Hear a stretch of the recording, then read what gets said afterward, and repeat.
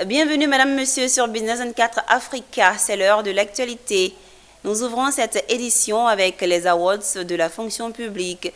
Le directeur général de la fonction publique, Soro Nyinagafol, a lancé ce vendredi 6 septembre la 3e édition des awards de la fonction publique.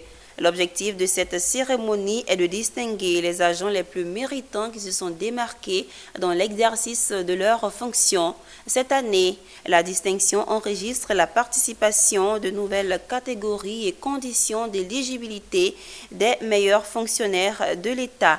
Amiko Robara et cette équipe-ci nous en disent plus. C'est le lycée MIS qui a accueilli ce lancement. Ces compositions qui concernent globalement 24 concours pour 7 682 candidats, dont 6 599 à Abidjan et 1083 à Yamoussoukro.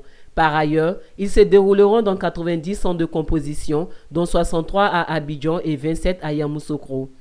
La représentante de la ministre a rappelé que les concours administratifs de la fonction publique sont une opportunité que le gouvernement offre à tous les Ivoiriens, quel que soit leur rang social, pour accéder à la fonction publique. Elle a une fois de plus exhorté tous les candidats et leurs familles à éviter la fraude, la corruption, les faux diplômes et les intermédiaires qui prétendent être une interface du ministère de la fonction publique. Elle les a invités à la culture de l'effort et à faire leur les valeurs d'honnêteté, de loyauté, de mérite et d'excellence. Le succès de cette 2e édition a renforcé notre détermination à améliorer et à pérenniser cette initiative. Ainsi, pour les awards de la fonction publique édition 2024, nous avons pris en compte les leçons du passé et c'est dans cette optique que nous avons introduit des innovations dans le processus de sélection pour l'édition 2024. Ainsi, pour l'édition 2024, donc, il y a une nouvelle catégorie qui a été créée. C'est la catégorie qui va récompenser le meilleur sous-directeur et assimilé.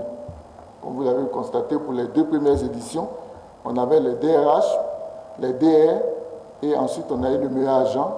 Donc il y a le maillon sous-directeur qui n'était pas pris en compte. Et pour l'édition 2024, il y aura une catégorie dédiée aux sous-directeurs.